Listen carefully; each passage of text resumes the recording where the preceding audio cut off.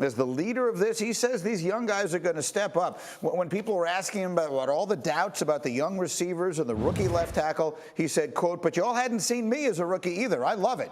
Keep writing, keep talking. We're for it. We know what we have. We know who we are. We know what we're going to do." You're 6 years old playing peewee football. If you ain't got nobody to block them up, your quarterback gonna get hammered. That's just what it boils down to. Because I used to do it when I was playing defense in peewee football.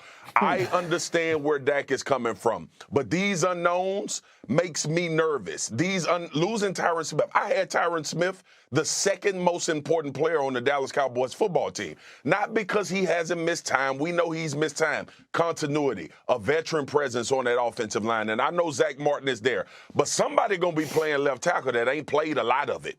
And you talking about these wide receivers and these weapons, I'm concerned about that. Listen, the last team that won a Super Bowl or went deep into the playoffs without a left tackle, I need to find out who it is because it is one of the most important positions in football. And other than that, I'm confident about the defense. I'm confident that they can have another big-time year under Dan Quinn, and we know what Micah Parsons is.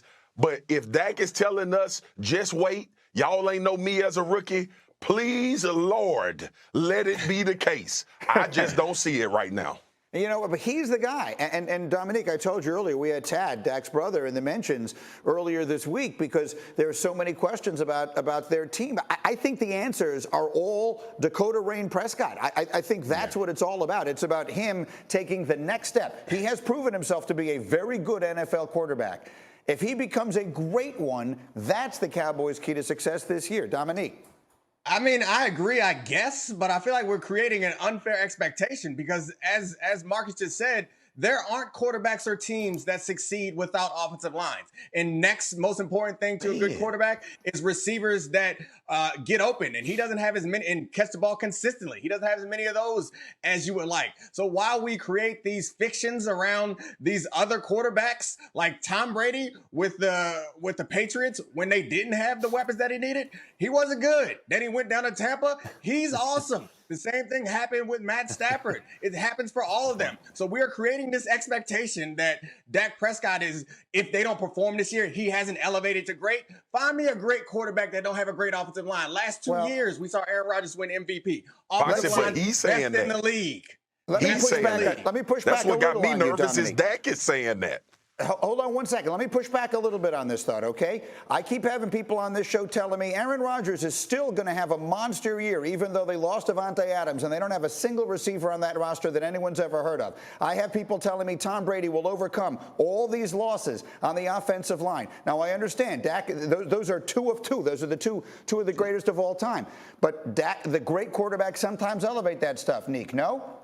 No, they don't. Aaron Rodgers' offensive line is still going to be great. And maybe he'll have a good year, but he won't have an MVP season. And we'll see about Tom Brady. The fact of the matter is, as Marcus said, the one time when I went against this rule of having an important offense or having an offensive line is very important was when Patrick Mahomes was in the Super Bowl against the Buccaneers. And I learned my damn lesson. Never doing it again. If you cannot protect that man, I don't care how good he is.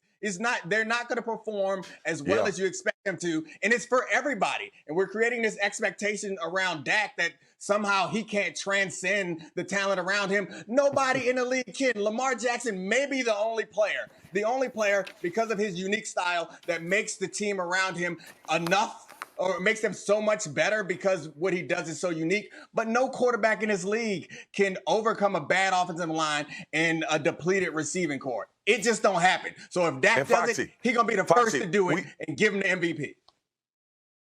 We don't even have to go back that far. We don't have to go back as far as the Super Bowl. Yeah.